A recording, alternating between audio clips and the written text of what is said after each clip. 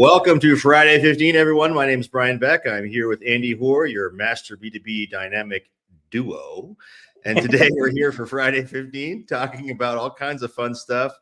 And we're going to talk about this stuff, mobile. We'll get into that in just a minute. But Andy, welcome to Friday 15. Yeah, great to be here. We got some very interesting breaking news to discuss. Yes, we do. Let's go ahead and get there. Amazon this week, right, aims to speed up delivery to 4,000 rural communities by the end of this year, bringing same and next day delivery to more than 4,000 small towns by the end of this year. So my goodness, Andy, this is same day delivery. I mean, this is incredible. What's Walmart doing in response to this? Well, Walmart's opening dark stores, which we know has been around for a long time in retail, but I never thought I'd hear Walmart doing that. Those are basically stores that aren't open to the public. They're kind of like urban distribution centers where, they just have windows, for example, and you can see from the picture that I think that's kind of a representation of what it looks like. But now they want to reach 90% of America with 3-hour deliveries. And I think they'll be able to pull that one off because they have stores in, I think I've read something, it's like they have stores within 15 minutes of 90% of America. So it's not too far off where they are right now. But this is fascinating because of two things. One is the battle was over urban America. Now it's moving to rural America. And it's just they're seeking new markets, right? And they've got the infrastructure in place to do it. But the fascinating part about this is that rural America, there aren't many alternatives out there. So, right. In urban America, you've got all sorts of Uber, DoorDash, you got all these different, UPS, et cetera, but pretty much UPS and FedEx have not penetrated rural America. And so Amazon's like, hey, well, man, we can do this. Yeah. And they're going to take on Tractor Supply Company, which is a blast from my past because I grew up in Southern Ohio and we had the TSC, as we called it, right down the street. Yep. And it's kind of a general store for, farmers, et cetera. It used to always smell like fertilizer. That's what I remember when I would walk in the front door. But Amazon's now taking that on. Who would have thought the book company from 1996 would be taking on the company that sells fertilizer in rural America with its delivery network? So there's that. And then, of course, Walmart is already there. But I think the other dimension of this is this is not just about B2C because a lot of the companies a lot of people that shop at TSC, for example, are small businesses, farmers, distributors, et cetera. So this is really as much a B2B play, in my opinion, as a B2C play. But what do you think? Well, I totally agree, Andy, and I can give a specific anecdotal point on this. One of our community members, Trent Goyer at Grasshopper Lawnmower, they make big commercial lawnmowers, and they did an analysis of where their Amazon sales are going. And guess what? The majority of them are going more than 70 miles away from the nearest dealer. Where are those dealers located? They're located in towns and cities. So they're serving rural America through Amazon. So, and that's before even Amazon announced this, this additional investment to speed delivery into these markets. They just see this as a strategic, Amazon does as a strategic move. So yeah, I think it's going to be interesting to see, obviously Amazon has Amazon Business and it's going to be a little stronger, I think, in the B2B side than Walmart will be, but we'll see. I mean, Walmart pays attention to what Amazon's doing. So, there's it's going to be interesting to see how this plays out. All right, we got to get to our topic, Andy. Our topic today is why is B2B lagging on these things, these mobile devices?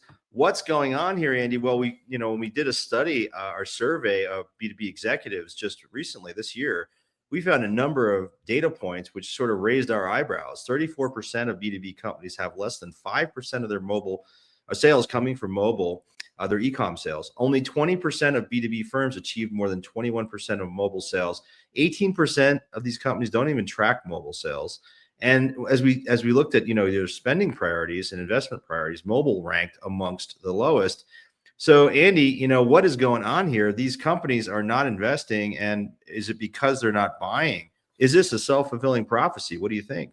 Yeah, I think it is a self-fulfilling prophecy. I mean, every company is different. Some companies, there is a low propensity to buy on mobile devices. Going back many years, I studied this when I was at Forrester, and since then, So there is some truth to that, but there are also industries where it's not the case. And so, but I think there's this blanket understanding that mobile is still over the horizon for B2B. But, we have a slide here that says, is this a self-fulfilling prophecy? And what did we get Right. from, we got tons of comments online about this, and it was all sort of mapping to this particular point, which is, you know, companies don't think B2B buyers buy on mobile, therefore they don't sell on mobile. And it's like, what is this? I mean, don't we have data? I mean, isn't this 2025? Can't we test this out? And by the way, a little nuance than all B2B buyers, we don't think they buy on mobile. I mean, that's just insane. Well, think about it for a minute, right? I mean, when we look at the statistics on the consumer side, it's enormously mobile. I mean, I remember even when I was running, 7, 8, 9, well, I guess more like 10 years ago. I mean, we're talking about a decade ago. We were getting enormous when I was running e-commerce at retail companies, enormous amounts of sales from and traffic from mobile devices. The stat today is about 60% on the consumer side of e-commerce revenue for large retailers comes from mobile devices. Guess what, folks? Those are the same people that are buying from your business now. These are the same, your millennials are now in a buyer seat, as we'll show you in a second. We got some data on that in here. Is it self-fulfilling? I think there's some truth to that, Andy. But I mean, you look at industries like HVAC, right? I mean, here's a good example. The people in the field, they're not sitting in front of a laptop computer researching and buying product. They're sitting in front of an HVAC system or an electrical system with their mobile phones, looking for products and solutions. Don't you think this would drive a lot of this, and particularly as these folks are younger, younger and younger in terms of they're digitally native? What are your thoughts? Well, and this one kind of hits home because my brother-in-law is an HVAC guy, and he's been using mobile device for, I don't know, at least 10 years now. And when he's in the field, that is his lifeline. And so when he's ordering parts, he's ordering parts. There's a picture here of somebody taking a picture of something. That's very common. They do videos, they send them back and forth, they add things to the cart, they order it during the morning when they're looking at it, and they go at lunch and pick it up. And it's usually at a will call window. They're not Right. doing that on a laptop or a desktop. They're doing it on their phone, either by calling Yep. or increasingly by going to the website. So when people say that, nobody's buying on mobile, I'm like, hey, there are guys today that are using mobile. And I bet Granger and companies like that would beg to differ, because Yes. many of them have developed technology where you can just take a picture of something and it'll, using even AI today, figure out what it is and then tell you, is this what you need or what you want? And then Exactly. reorder the part. So there's a disconnect here about I think the philosophy about mobile and the reality about mobile. Well, yeah, because the buyer base is changing. Peer research found that 75% of Gen Zers use their phones as their primary device for online ordering. Well, guess what? Gen Zers also now are projected to be 30% of the workforce by 2030. Gen Zers are changing the workplace, folks. I mean, so, if you're not accommodating this, if you're not thinking this is coming, I mean, back in the day, I remember, 15 years ago, Andy, in the retail side, we're like, no one's going to buy a mobile phone. The screen's too small. They can't see all the product details, blah, blah. And also the speeds weren't there. But, but that all changed so quickly. And it took folks who were not thinking ahead on the retail and consumer side were left behind. We were losing market share if we weren't paying attention to what was happening on mobile. This same story, as in, so many different aspects of e-commerce, is playing out in B2B, just like it played out in B2C, I think. What are your thoughts? Well, this Gen Z thing is real, because in doing a little bit of research for this, I was kind of surprised. The oldest Gen Zers now, depends on whoever's got a different measurement, but it's 30. Right. 30. And there are a lot of technicians, there are a lot of junior people, a lot of people buying for companies and all walks of life, a lot of drivers. These people are under 30 and they grew up with these things in their hands.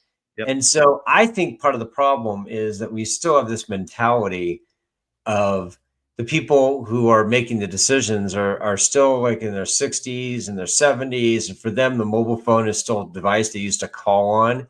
They've got to think less about themselves and more about their kids and their grandkids and how they're operating, because I just really think there's a disconnect here. Again, not every industry is ready to go full mobile, but there are plenty of industries where people are using their mobile phones at least to do significant research where you got to play, and in some cases to actually buy. And yet, again, we'll see here in a moment, there are a lot of people who don't even feel like it's worth a worthwhile investment. They don't measure it. They don't know any about it.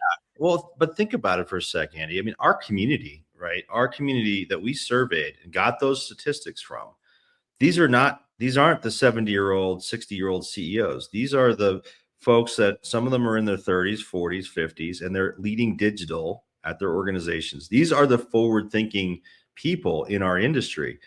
So I don't know whether it's either a misconception that's gotten to them through the organizations they're in or something, but it feels to me like even those who are digitally more sophisticated in B2B are missing something here. And maybe they don't realize that this is happening. And maybe that because Gen Z is still young and we don't have Gen Z in these roles yet, maybe there's a generational misunderstanding there to some degree, or you know what I mean? Like so even amongst those who are digitally advanced, we're not getting it. Well, let's be honest here too. I think B2B e-commerce teams are notoriously understaffed. This starts at the top, right? A lot of family-owned businesses, kind of legacy thinking. It was the website team, that's now running a $1 billion website. But a small team, and they've probably got a lot of priorities. And when they look at the long list of priorities, starting with fixing the data, full stop. When you look at that long list, mobile slips down to the bottom. But I think that there are companies that are going to get blindsided here, because the other thing about this data is that not only is it Gen Z going to be 30% of the workforce by 2030, which is less than 5 years away now, but by 2035, which will be here in a blink, which is less than 10 years, they're going to be the largest generation of the workforce. And so they are definitely mobile first by then. And we know that some of these projects take years and years to develop. They shouldn't, but they do. And so if you're one of those B2B companies that it's going to be a 3 to 5 year plan, you better get going on this really soon, because otherwise you're going to wake up one day and you're going to be really surprised by everybody's buying on a completely different platform than the one you're optimized for. Well, and the good part is, and you're close as anybody to this, or closer than anybody probably, Andy, is that the platforms are supporting this, right? And there's mobile capabilities in these B2B e-commerce platforms for commerce, for research, for search, for all those things that you need to be effective. It's really just a matter of prioritizing the rollout. And so if you're rolling out a new e-com platform, or even just investigating your existing, it's a matter of spending time on it and bandwidth on it, I would think. I mean, what's your view on that? I mean, these platforms better than anybody. Yeah, the platforms have the capability. They tend to reflect what the market's looking for. So maybe they have mobile apps, but they haven't invested a ton in them. They're sort of basic, but generally speaking, they can do enough to accommodate selling. And they don't have to be, we're not talking about B2C, mobile apps that can track everything, but they've got what you need. It's really more a decision on the half of the B2B companies not to take advantage of it. So it isn't a lack of technology, but that's actually a good segue to the next point here. There was a pretty interesting comment by Shay Inglis, CEO of Acro Commerce, which is an SI in Canada. And he said, the tech absolutely exists, but for manufacturers, and our work is mostly in that space, the mobile experience is often the last thing on the list. It gets deprioritized because the perception is it's too complex, or the ROI isn't obvious, even though it's a huge missed opportunity. I put this in here because I think he captured it eloquently. It's there. The technology is not the problem. It's a matter of will. Yeah, no question. Thank you for your comments, Shay. No question, Andy. And I think it's just a lack of understanding of what's happening here. And look, let's give credit where, let's give some grace here, because there are certain industries where, yes, the buyer base is maybe not there, right? Maybe not as most of the purchasing is done by a procurement agent behind a laptop or a desktop computer. Fine. It's really all this begs an understanding of what is your customer you need to understand what your buyer is looking for. So if your buyer is that HVAC professional or electrician who's sitting in the field, and has a demand, or I don't know, an elevator repair person or whatever, somebody who is going to be sitting there in the field needs to research and buy, take pictures, visual commerce, AI enabled things, in terms of part search and things. That's all, that's one business case versus the procurement case. So again, understanding your customers. So sure, I'll grant that to folks who are saying, hey, my buyer's not ready for this. And maybe you're right, but I think you really need to understand it and don't challenge your assumptions, right? So we asked our community, Andy, on LinkedIn, what is the top reason that B2B lags in mobile commerce? And the top answer was, not by a lot, but the top answer was B2B buyers don't buy on mobile. So clearly there's that, hey, these buyers aren't buying this way. So I would challenge that, and you should challenge yourself if you think that. The second answer, which wasn't too far behind, 44%, is that B2B firms' mobile sites are poor. The experience isn't delivered. Far, far lower was sales teams discouraging mobile usage by customers. So really, it's our community is a little bit online, at least in LinkedIn, is a little bit split between those two answers. And again, I think it gets back to your self-fulfilling thing, right? What's your reaction? Well, I think the only point I would make about this is that AI could be have a significant impact here, because when you can just hop on your mobile phone, type a natural language question and get back, let it do all the thinking, let it do all the navigation, and come back and say, this is the part you need. It's available at the will call window. It'll be there in 30 minutes, or I can have it sent to your site. Is this it? Confirmation, hit yes. So it could be as simple as typing something in, pressing yes, and it's done, which could turn the mobile phone into a pretty efficient ordering device.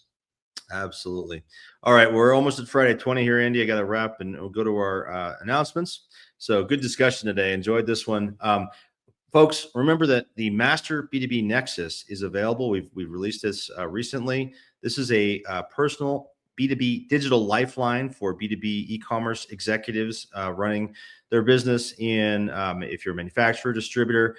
We provide expert advice exclusively for you for handling complex and high-risk decisions, help reduce those risks, get you answers and research quickly. This is a private group. It is a paid service that we're offering now to practitioners, and we've got a number of folks in there. We're excited about where that's going. So go to our website, masterb2b.com, and look for Nexus. You'll find out more.